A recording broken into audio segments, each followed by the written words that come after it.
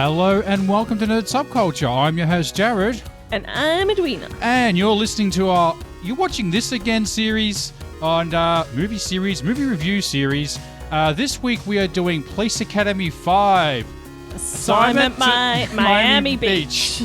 Oh, we butchered that. Terrible. That was awful. This movie released March 18th, 1988, starring Bubba Smith, David Graff, Michael Winslow, Leslie Easterbrook, Marion Ramsey, Janet Jones, Lance Kinsley, Matt McCoy, G.W. Bailey, and George Gaines. Written by Stephen Couric and directed by Alan Merson, Eddie.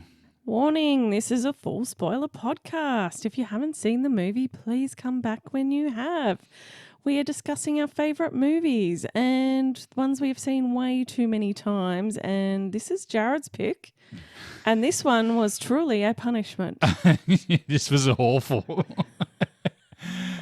That moment where you're going, what am I doing with my life here? What have I done? Watching this movie. The other ones I found tolerable. And I there was some comfort I found in watching them. Yeah, so sort of like the episodes of Buffy, like even the really bad episodes, you can normally find something that's endearing within those episodes. This one... Yeah, this one was a real miss. I actually sat there trying to figure out why you sat there struggling to stay awake. Okay, I had to watch it twice because I fell asleep the first time. I was like, it was like a cold, rainy day, and I was all snuggled up on the couch with a nice warm blanket, and I could not keep my eyes open. Struggled with that one. Yeah, I pretty much fell asleep towards the end, and I couldn't remember. Like I was sort of dozing in and out in the end. I know. We're doing this for research purposes, Ed. You got to stay awake at least. Try to. Yeah. But yeah, I was trying to work out why this one, like, because they're all pretty bad, but this one is just, and as it goes with the other, like when you compare it to the other movies, there's not really that much difference, except that this one kind of feels like it was made as a purely a kids movie.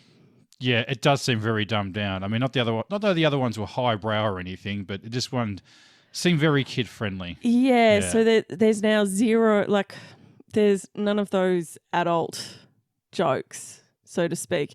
And the ones that are in there just do not work at all. Well, they're all just usually to do with boobs, aren't they? Which are kind of kids' jokes. Well, yeah.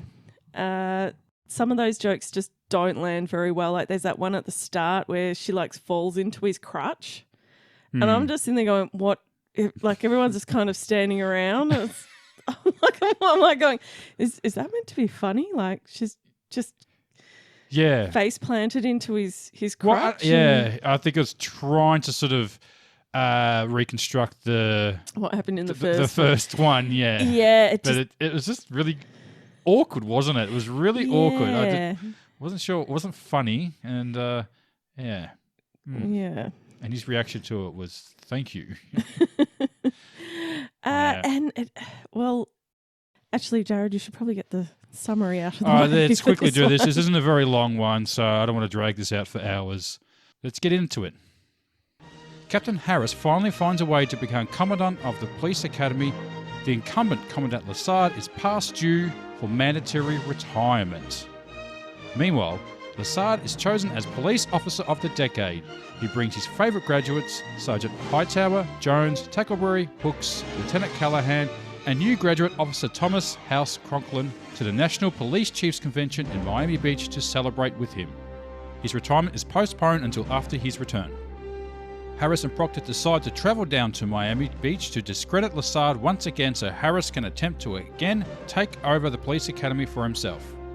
But Harris and Proctor are tricked into chartering an old rickety cargo flight down to Florida while the police academy group travels aboard a 747 plane. While there, they meet Commandant Lassard's nephew, Sergeant Nick Lassard of the Miami Police Department. At the airport, Lassard unwittingly takes a bag belonging to jewel thieves containing stolen diamonds. As the jewel thieves try to get the bag back, the hijinks ensues, including Lassard trying to guess the annual procedural demonstration. At the award ceremony, when the jewel thieves kidnap Commandant Lassard, he goes willingly, thinking it is indeed a procedural demonstration. It launches a negotiation which Captain Harris botches, getting himself captured as well. A chase across the Everglades ensues to rescue the oblivious and absent-minded Commandant. During the chase, Harris falls overboard and is nearly eaten by a large alligator until Hightower dives into water to rescue him and subdue the alligator. When the chase leads to the end, Lassard is held at gunpoint by the jewel thief's leader, still thinking that it's a demonstration. When Nick tells his uncle that it isn't a demonstration, the early Commandant knocks the jewel thief by himself and captures him. At a ceremony, Commissioner Hurst announces that Commandant Lassard will be allowed to continue his duties as Commandant until he sees fit to retire, and Hightower is promoted to Lieutenant for saving Harris's life during the rescue. Lassard is seen proudly graduating the new class. As Harris is about to sit down, Proctor tries to help but kicks the chair too hard, sending both it and Harris on a collision into the drum set. As the police marching band walks off in parade, Harris is seen screaming for Proctor's help. The end. All right. Okay, Eddie. Over to you. What do you want to start with this? So with this one, as I said, it feels like a kids' movie, and part of that is the main bad guys are so cartoony. They're literally something from a Looney Tunes episode. Hey, boss. Hey, boss, sure, boss. What are you gonna do, huh? And Breaking out, see? And they just walk around muttering the whole time, going, "Oh, look at them! Yeah, look at that, boss, eh? Oh, keep your eyes on the road. Keep your eyes on the prize, right? See? Sure, boss, yeah. Hey, boss. It's just, and yeah, as I was saying before, all the dirty adult comedy is gone. It's all very, very juvenile based, as you said, all around boobs and farts. boobs and farts. And there is also a scene where Tackleberry scares away a shark with a gun, and Hightower wrestles an alligator. Okay, so is that the epitome of jumping the shark, of drowning the alligator or something, Yeah. fighting the alligator? Like that was... I actually kind of do like the way the shark scene is...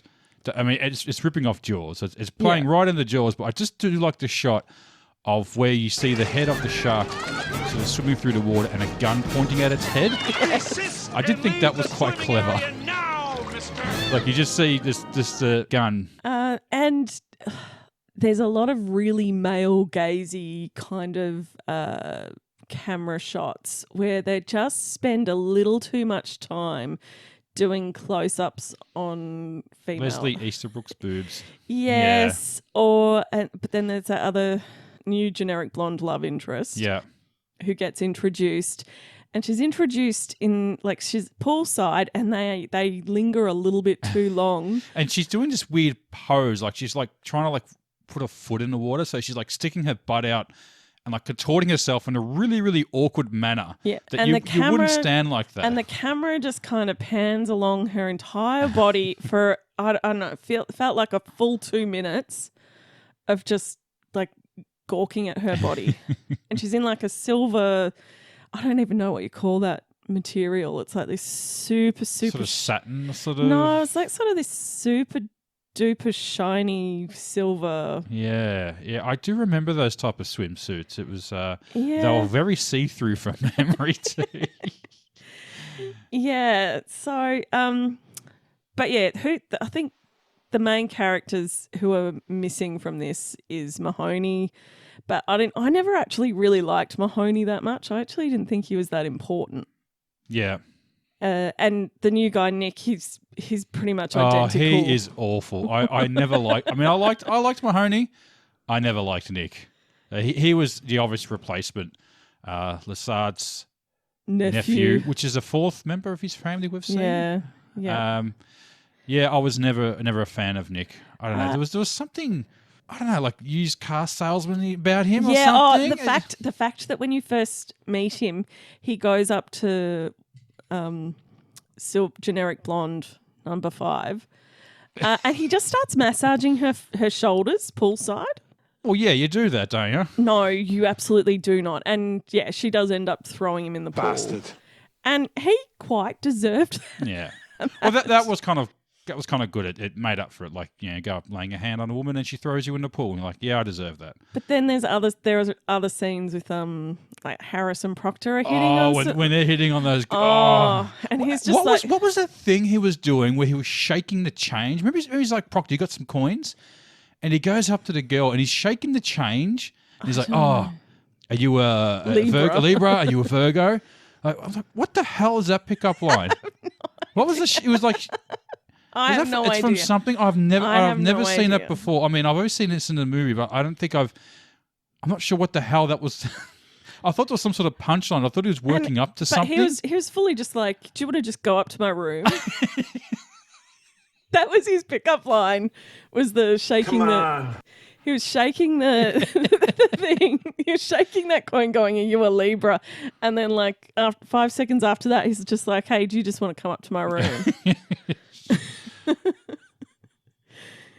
Yes. Exactly. So some very sleazy, creepy kind of maneuvers going on. Yeah. No, I wasn't. I'm watching those going, ooh, that's a... Yeah, I don't know about that one. Yeah. I really missed... So probably my favourite thing about the last movie was Bobcat. Oh, yes. And his little love interest.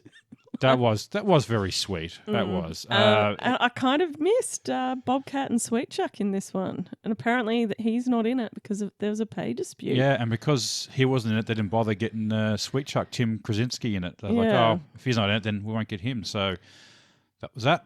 Yeah. Because they solely worked off each other. So.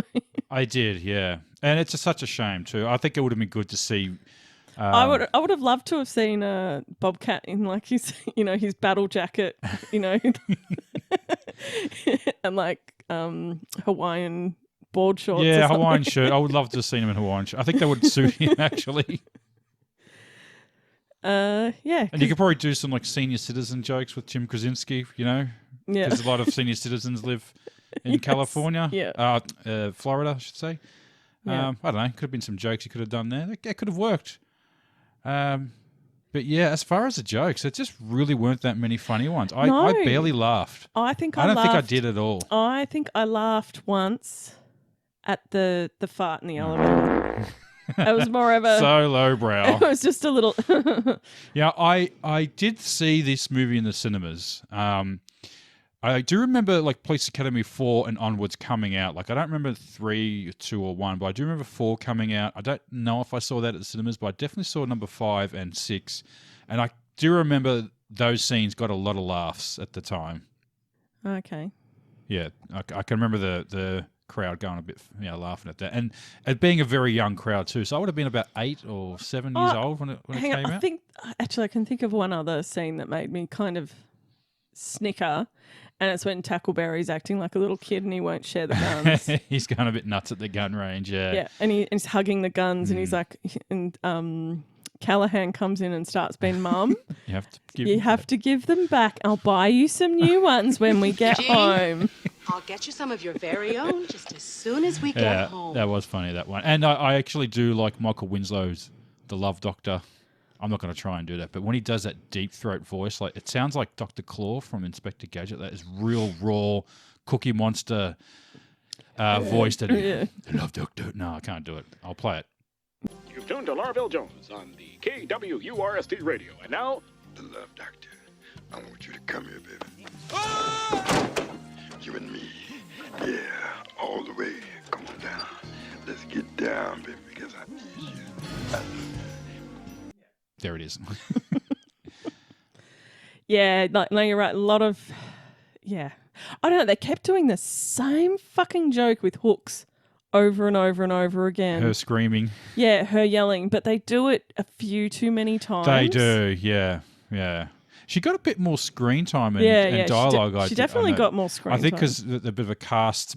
It's a smaller cast. Smaller cast, yeah. So she got a bit more sort of dialogue to do. And I think I did actually like that. Yeah, and I think that you spend a little bit too much time with Harris as well. Like you spend a lot of time with the bad guys in this movie. Like a lot of time with the bad guys. Yeah.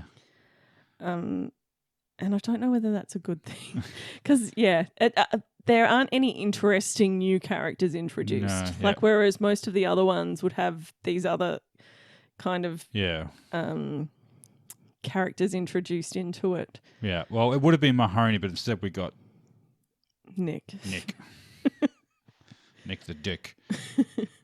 Better known as Nick the Dick. Nick the what? The Dick. So the villain, now pretty much both of those guys are nobodies. But the main one, played by Renee, and I'm going to pronounce this wrong, Aberjonis. I don't know if this is like meant to be pronounced with a Y or Aberjonis or something. He has, just look him up. He has been in everything, lots of TV shows. Pretty much, if I'm going to ask you which one, I'll just say all of them. All of them. Is that, He's done all of them. Is that the Deep Space? Yeah, Deep Space Nine, Odo. So that's the pale sort of looking. Yeah, because I was guy. looking at him going, oh, God, he looks very familiar. But then again, he just looks like a cartoon character. Like everything looks slightly exaggerated. Like his hair's kind of a little, like it's kind of. It's very gangstery looking. I think they're going for that sort of Miami Vice sort of look with their villain. Yeah. I do remember there's sort of been a spout of these kind of movies out in the 80s, like Weekend at Bernie's and I think Revenge of the Nerds 2, where they're all set on these sort of tropical... Yeah, tropical settings. Yeah. Definitely was a fad, I guess, at some stage. Yeah. Definitely noticed that. Sadly, he passed away only a couple of years ago, so at the age of 72. So... hats off to Renee Aberjonis. I'm not going to say it right. Never regretted any role he did. He said he had a ball doing this. Yes, actually, I did read that. Yeah. Everyone was like, oh, because he said he wasn't getting roles like that anyway. It's not a role you get every day, so he just turned it up to 11. He knew what movie he was in, and he played the role that he was supposed to. He was he came off as a cartoon character, and I guess that's what they were going for. That's what they wanted. That's what they got. I wanted to mention the mayor of Miami, played by James Hampton. Mm-hmm. That was the father from Teen Wolf. I always recognise that guy. Been in lots of films. Also, there's Hangar 18. Do you ever see that film? No. Yeah. Also, there's a little Jerry O'Connell is in Jerry it. O'Connell, little cameo. Yes, uncredited. Yes, I recognised him straight away. Yeah. As soon as I saw him. He's on the beach. I think it's where Proctor is trying to catch the frisbee. No. It's when the dork scene? when they write dork. Oh, the dork. Okay. Because there was a few things that I like. So I'm pretty sure I had this movie on VHS, like taped off the TV. Yeah. So I think this is out of all of them. I think I probably watched this one the most. Oh, really? Yeah. Wow. But all I could really remember was the sunscreen, like them writing dork. Because I remember I didn't actually know what a dork was. I remember going, what does dork mean? That's how young I was. Yeah. Yeah. Never heard of a dork. Now, bringing up sunbathing. Now, I wanted to talk about sunbathing. Mm-hmm. So it's funny to watch movies from the 80s and people sunbathing. Mm-hmm. Now, I'm guessing people do still sunbathe, but I don't think it is as common as it was back in those days. Yeah. Sunbathing. The idea of actually putting oil on your skin to make your skin cook. Yeah. People don't actually do that anymore, do they? I don't know, because when I go to the beach, I lather it on. I lather on the sunscreen. I also use that 50 plus one with the zinc in it. Yeah. So you're like white for like 3 days afterwards, because I do not care to ever get a suntan. Yeah. But that was such a common thing back in those days, But it was funny wasn't when we came back from Queensland and we did not have a suntan at all. It didn't look like we'd been on holidays anywhere. But that was always the thing. Like, I can remember in school, like a guy was trying to he didn't want to play football for a couple of weeks, so he told the team that he went to Queensland, and the first thing they asked, where's your tan? Yeah. Try to call him out of his lie, because that was the thing. You go out, you get a tan, and I just don't know people who do that anymore. Like, maybe I'm a bit older, or, most girls go and get themselves a spray tan.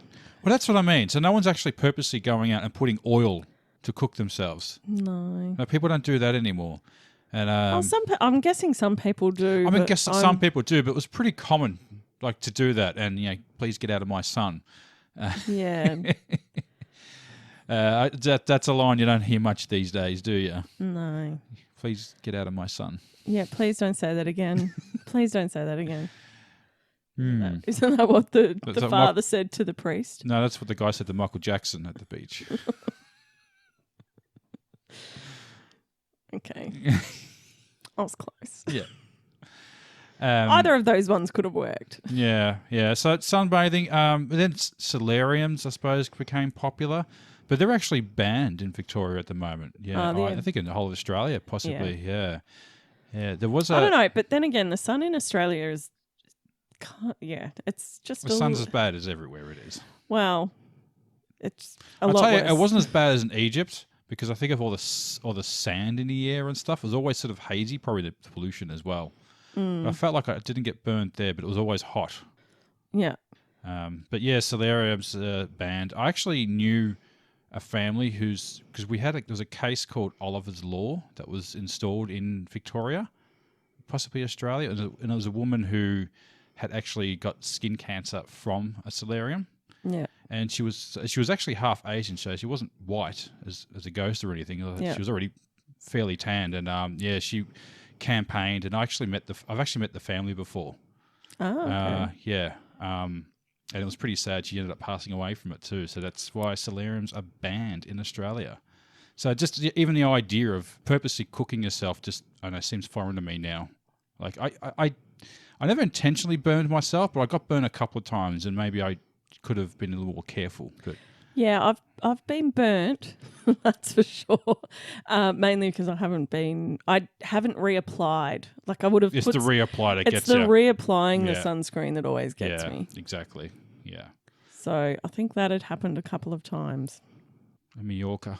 Oh, that time in Mallorca was the fucking... Well, that was worse because the sand was so white that you didn't realise how much of a reflection Yeah. it was. I think that's the worst I've ever been burnt in my entire life. Yeah. My whole body And the was other on thing, fire. the other thing was it was hard to get. You couldn't get anything over like 4+ Yeah, the sunscreen over there is shit house. It was like water. And I think by that stage, when I went to mainland Spain, the 'cause we'd best run I could get out- was 8+. we ran out of sunscreen, and all we could buy was like 8+, Terrible. which was just yeah.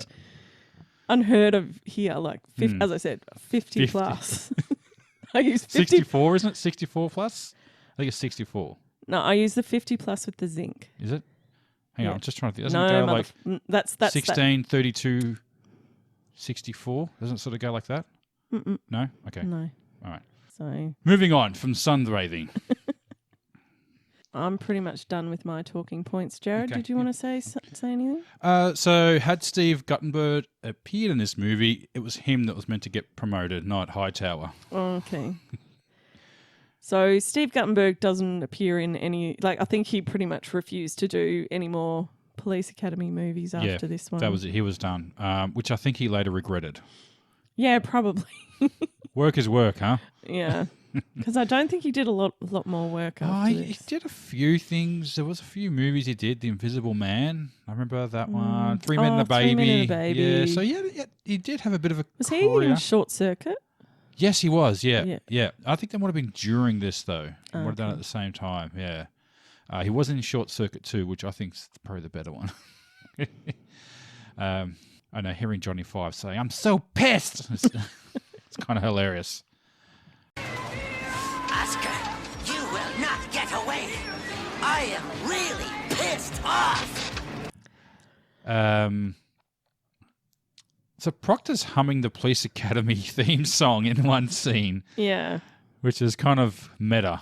Yeah, a little bit. So does that mean that Police Academy theme song exists in the Police Academy universe? Well, isn't that what they're playing at the... Like all of those ceremonies and stuff? Well, at They're the all end playing... they are. Yeah, I guess so. Yeah. Yeah.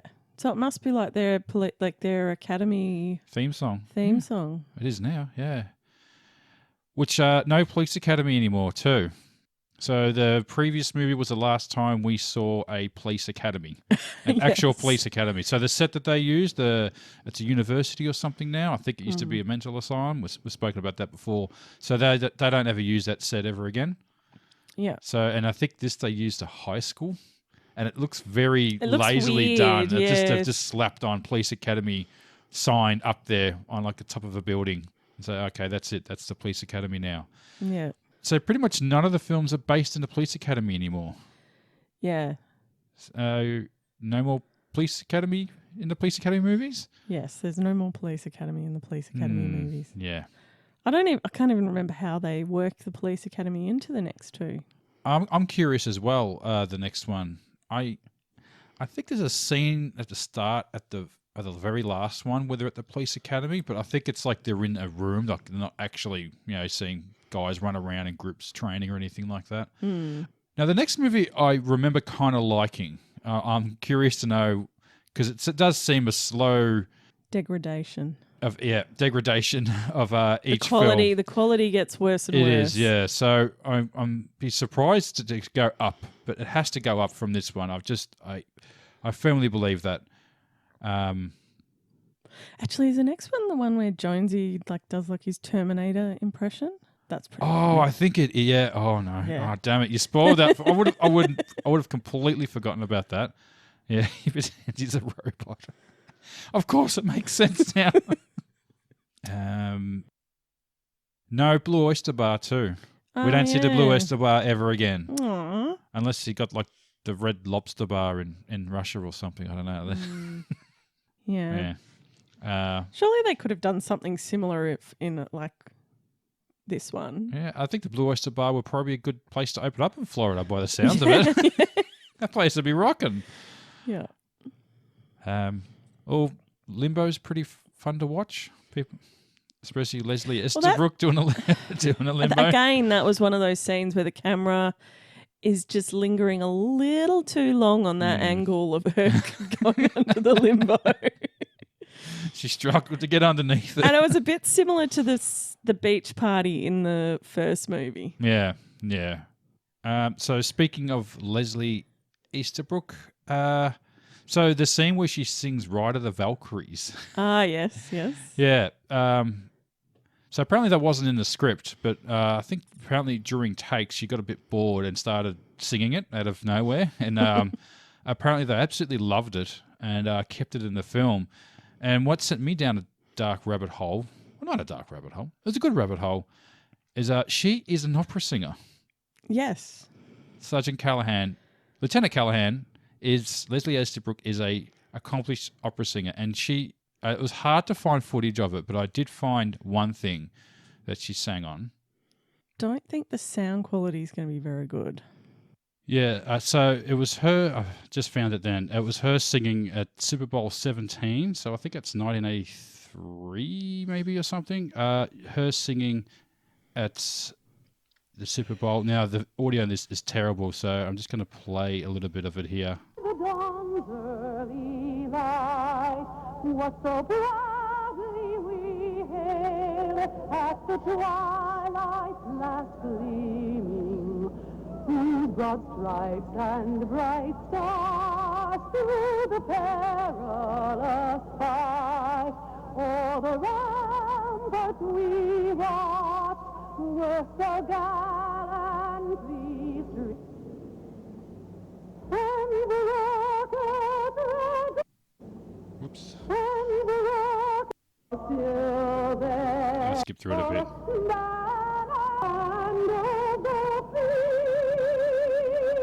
Let's see.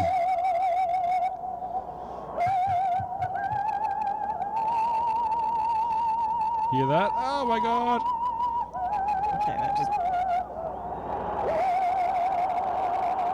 There you go.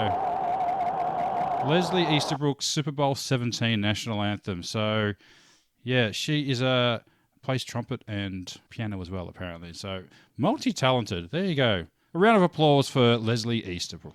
There you go. So, the chase scene at the end. So we've had pretty climactic endings for the past few episodes, movies. This one was a bit of a meh, very meh, wasn't it? Well, it was probably a bit hard to top the airplane and the hot air balloon. They went all out on that one, didn't they? And what was the previous one? What was the jet skis? Yeah. Oh, we did get a jet ski, a wave runner. Yeah. So, but yeah, it was pretty hard to top. I mean, the budget on this was like it was like 15 million, but they made back like 54. So they made bank on this film. There's no doubt about that. But they didn't really go all out for the big, huge climactic. And as you said, you fell asleep during that chase scene. It was pretty darn boring. It went on a really long time. And yeah, Like a really long time. On the swamp boats that they had? Yeah. Yeah. Like the swamp boats, and they're on a leisure liner thing, and then there's swamp boats, and then there's a jet ski. And Well, they're not even really... he's just sort of riding along on the jet ski. He's not really chasing anything. It's not even... Not a big spectacular sort of stunt chase, is it? So, and that was I don't think there's really much you can do with those swamp boats. To be honest. You just go forward, yeah. Can't go over jumps and do backflips and stuff. No. Yeah. Have you ever been on one of those? No. Yeah, I've been on one. Yeah, they were really fucking loud. Yeah, so you can't have a conversation. It's struggled to, yeah. I do remember wearing earmuffs, so because they were quite loud. So okay. You've never been on one? No. No, yeah. I don't know if we even have them here. I suppose someone would have them. Some sort of I doubt it. marshes and stuff like that. That's what they're really good for. Yeah. I don't think we sort of have like what the Everglades. Yeah, there's bits and pieces, but not enough to sustain to have one of those things or to have numerous amounts of those things. Actually, I can't really say that. They must have something similar. It's a big country. Yeah. I don't know every nook of it. Yeah, well, there's a reason why, I suppose it's because you can't have the motor in the water. No, yeah, it'll just get chopped up with all the shit in there, and for shallow water as well. So it goes shallow, deep, and you probably go over land a little bit as well. So yeah, that's what they're for, swamp boats. I had no idea what they were called until this episode. Like, what are they called again? I was like fan boats. Fan boats. Fan boats. I don't know. I like that. I don't know about running from a crocodile in one of those. Like, I reckon a crocodile would just tear one of those things apart. Probably the noise would scare them away anyway, I'd imagine. Yeah. Anyway, I don't want to find out. Alligators, Eddie. They're alligators. No, I'm talking about in Australia. Oh, yeah. We don't have alligators. We have crocodiles. And crocodiles are a bit more ferocious than alligators, apparently. Are they? Yeah. I thought they're both just as pissed off as each other, aren't they? I don't know. Steve Irwin used to love his alligators. Yeah. Because they're a bit more placid than the crocs. Oh, really? Yeah. Okay. Yeah. I'm gonna jam my thumb in its butthole now. This should really piss it off. Oh yeah, that pissed it off all right. I gotta be careful. Wow. All right. Anything else you want to do? I think we'll go into question time. Yeah, we'll go into question time.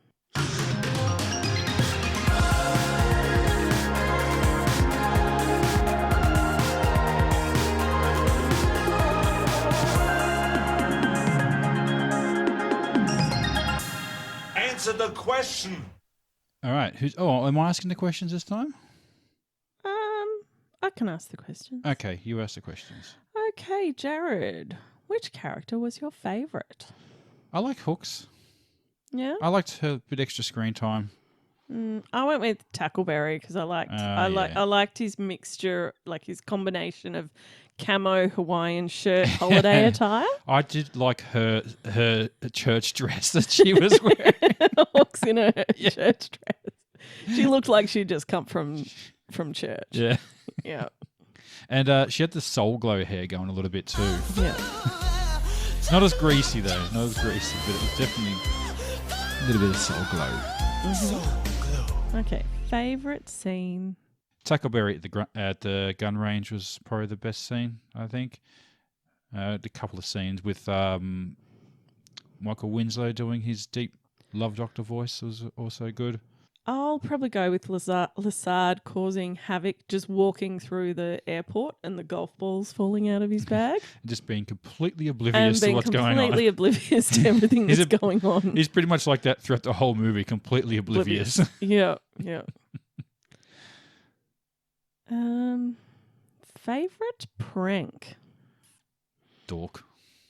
Yeah, that's what I have. Pretty much the only. There wasn't really a lot of pranks in this, was there? The only other one that I'd probably give a mention to is the aeroplane. Yeah, which kind of just fell on their lap. They didn't really do anything with that one, did they? Yeah. And you didn't actually see them do anything. Like you just notice you just see him get the phone call from Proctor, and then he said, "Oh, do this," and then we don't see anything.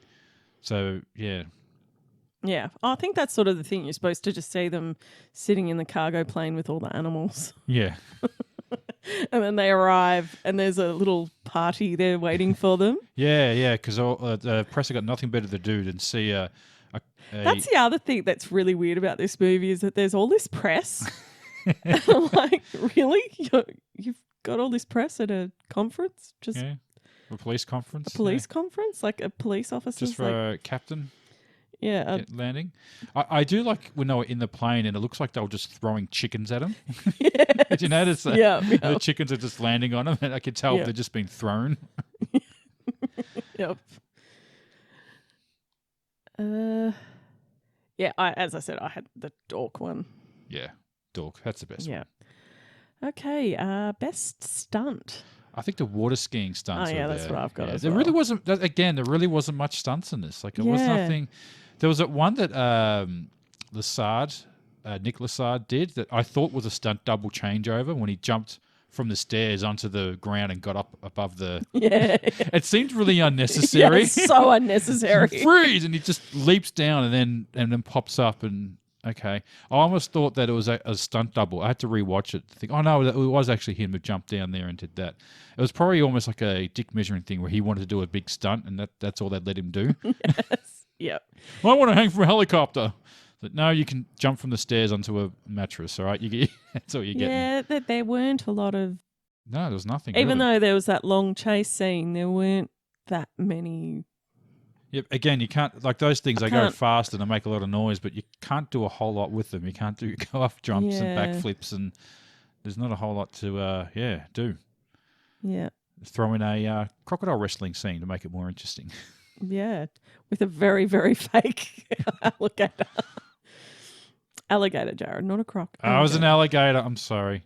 Which apparently, Bubba Smith was absolutely shit scared an alligator would get him when he did that scene. As soon as it cut, he was like, out of there, I'm done. Yeah, I don't blame him. And who gets the wooden spoon? Oh, Nick the Dick Lassard. Okay. Oh, I was just going to go with Tony. Tony. Hey, Tony, come on. Tony, the jewelry. I'm chewing on the gum. It's like almost like a Burt Reynolds sort of impersonation a little bit. And, and his two henchmen that were just cartoon Igor and Boris or something. No, Sugar and Mouse. Sugar and Mouse, yeah. That's exactly what they're called. Sugar and Mouse. Hey, come on, boss, come on. That's the actual character's name was Sugar and Boss. I'm sure I saw those characters on Looney Tunes. Yeah. Come on, boss. Shut up. Why don't you? Yeah. And who gets the Oscar? George Gaines gets the Oscar, I think. He's such a sweet old man, isn't he? Yeah, that's who I gave it to as well. Yeah. In this one, he gets lots of screen time in this one. He does, yeah. So and then saves the day, and once he realizes it's not a thing, he's like, oh, really? And realizes he's actually in danger. He saves himself. Yeah, he could have done it the whole time. Yeah, he just no. Oh, and he keeps doing the big obvious wink. I'm doing a wink to you now. Yeah. Can you hear that? Yeah, a loud wink? I can hear that. And what do you rate this episode out of 10 using something from the movie? I will give it 3 ass-ripped wetsuits. Okay. I'm probably going to give it 4 super shiny silver swimsuits. Oh, they were super shiny, weren't they? Super shiny. Super shiny. Super snug. She was actually married to Wayne Gretzky. Oh, yeah. I did see that. Yeah. And she had barely did anything. Yeah. It's amazing. Some of these, well, not amazing, but some of these actors, like the henchmen, had really done nothing, and her as well. So, yeah. Although the actor who plays Nick Lassard and Steve Guttenberg would eventually work together in a TV show. Okay. Called something. I don't know. Look it up. Ballers. I already saw that. You saw that one? Yeah. I was like, I Ballers. don't. Do you know how much I care about that? Yeah. Not at all. No. Not at all. Do not care. Who made Lance Kinsey a star? We do. We do. And final thing, the director did make a little guest appearance. Oh yeah. He was a smoking guy. Ah, okay. That gets Yeah. the part of the hooks. Excuse me, sir. Excuse me. She does that so many times. Yeah. I swear it happens like 3 times.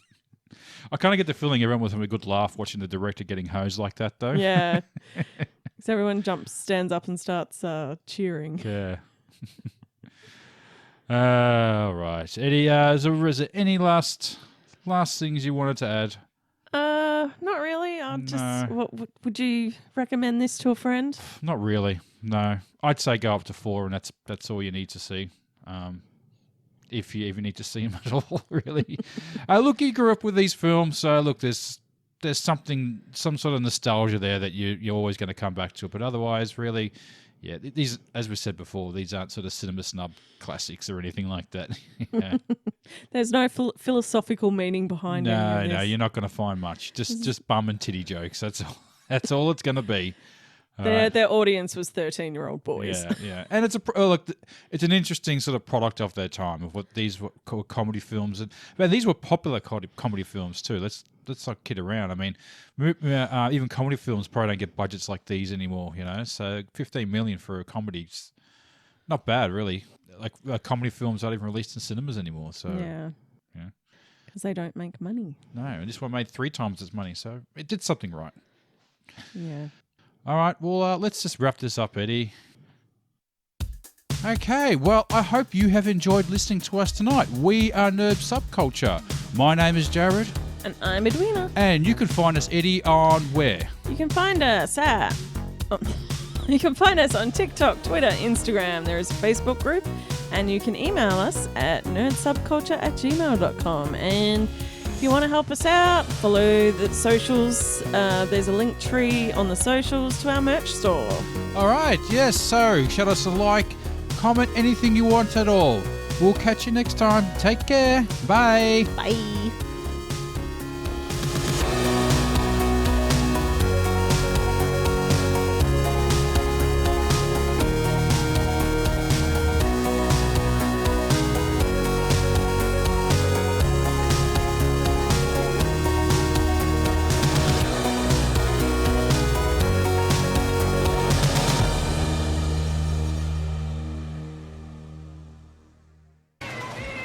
Oscar, you will not get away.